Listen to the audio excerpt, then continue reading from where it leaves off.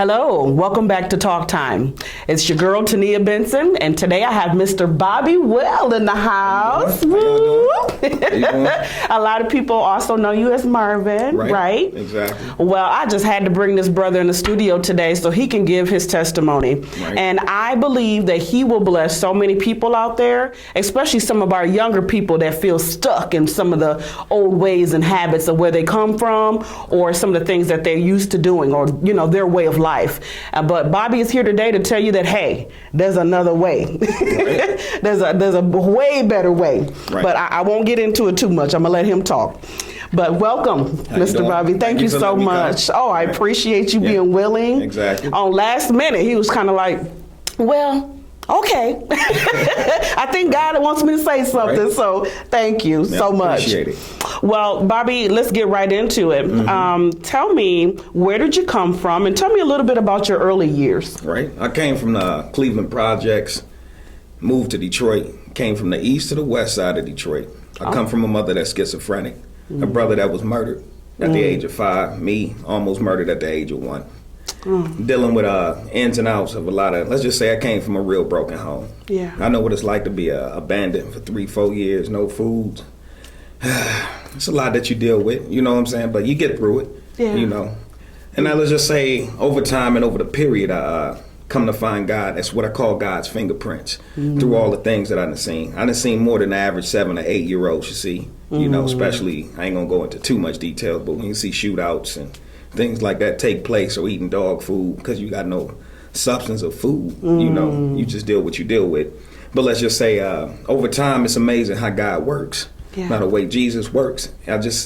We didn't really have toys, but the beautiful thing is I always found Bibles or books. We really didn't go to church home. So the beautiful thing is, no matter the calamity that we went through, we always stayed together as a family. So I began to read books. So at the age of 16 is where I kind of got baptized, but didn't really realize what I was doing. Yeah. So the beautiful thing is, over time, Christ kept speaking to me. So over the years, I continue that. That's where I picked up rap along the way of coming to school. So coming to school, picked up rap a little bit, start reading the Bible on and off, picked up family members along the way.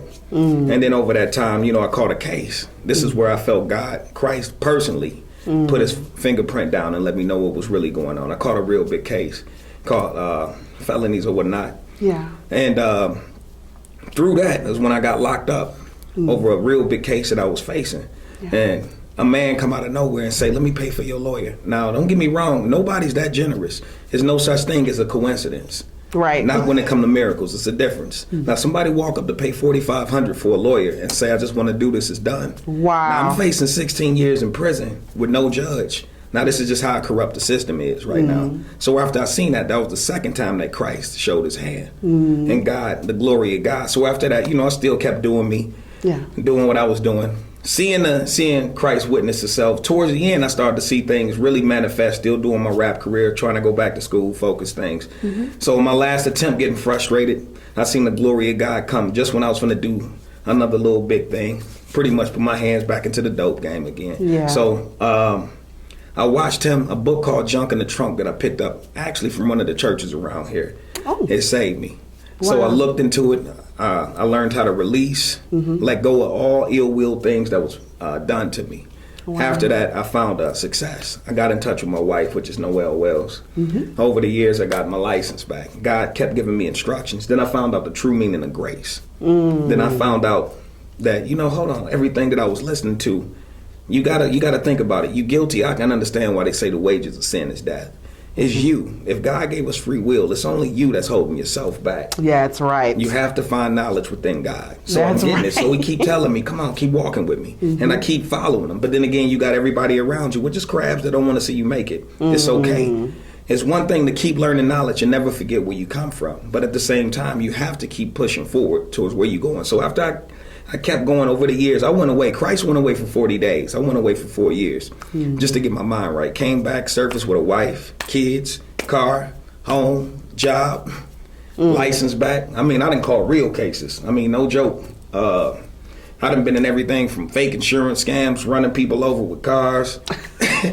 Just to name a few things that I've done. Look, I don't mean to laugh about that because that ain't funny, but, I mean, this is some real stuff. I mean, I'm just being honest with you. So don't ever feel like I feel like for broken vessels, you don't want to get into what Christ used to walk in the very church and tell people himself. What is the purpose of us sitting in a church home and all of us are healthy? We got to come out and give light to those that are in the dark. That's right. I refer to myself as a candle in the light of darkness. So you are. And I'm thanking you for coming here and let me bless me with this opportunity to share this story. And for those that wonder why I switched my name from Marvin to Bobby, but doing rap music, doing the gangster rap music that I was doing, the acronym of Bobby is the birth of the biblical belonging to Yahweh. Whew, come on. So that's me switching it up and taking God's plateau to another level.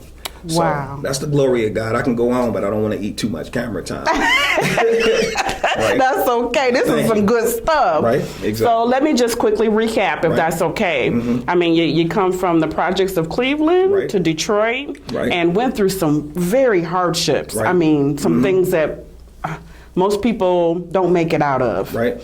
And at the age of 16, you were saved, but still didn't quite know Jesus yet. No, not yet. And you kind of, you know how some people, they get saved at church, you know, like if there's an altar call or something like that. But you kind of met Jesus in your own way. Yep. And you speak to broken vessels. What a powerful testimony. You were able to read Bibles. Right. And after that, you kind of got into a little bit of trouble. Again. And right. And look at God, even right before you were about to get sent away for a while, a gentleman walks up and said, I want to pay for your lawyer. Out of the blue. He didn't even know who this man was. But I believe God sent that man. Exactly. And you were released from a very big sentence, right? Yeah, exactly. That's powerful. That's powerful. That's the way I look at it. And now look at you. You're doing good. You're a husband. You're a father. Exactly. You encourage so many people out there. Look, this is one of the reasons why I wanted him to come is on Facebook. We're Facebook friends, and he continuously puts out lots of wisdom for young folks out there and letting them know, hey, you know, this is what I see you doing, but this is what you should be doing. Right. And he glorifies God. So I had to get him in here because I know that there's so many others out there that probably went through some of the things that he's gone through. And but he can testify to say, hey, you may come from there, but this is where you can be, you know. I love it. I love it. Thank you so much. No, I appreciate it. My message to the other ones, anybody that ever feel lost or ever feel like they broken, God, just think of the people that God chose. All his vessels were broken, from Moses to David all the way through. So he has a purpose for broken vessels, always. Yes. And just think about it. You can be the next light. You need help, always inbox me. I'm pretty sure she'll give you the info. Yes. Or that's right. I'm Bobby Wells on Facebook. But we all need that. You'll feel it. That fire, that warmth that Christ leave behind you. It's a beautiful thing. Trust me. Yeah. Hey, man. Appreciate it. Dude, you done came and turned my studio out. Where I'm just like, keep going. Yeah, all right. Exactly. You only give us so much time. You know. That's right. But look for me. That's right. Look for this young man. If you have any questions or anything. Look, there was a portion of, I just want to just highlight before we wrap it up, Bobby, is when we were chatting before we started taping, you had mentioned to me all these things you went through, and now that you feel like you know, God is kind of giving you favor with, I don't want to say a certain group of people, but remember the part where you told me, I can walk into a room with killers and gangsters and, you know, and speak truth to them, and they will receive it from you. I respect that because I come from that area.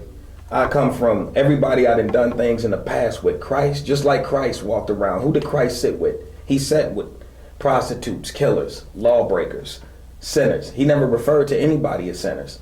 But at the same time, sometimes once we get saved, we can't forget who we are. You got to walk back in there. Not everybody's not granted that favor. But I'm granted that favor to walk in the lion's den and still talk to them same prostitutes, killers, thieves, and give them light.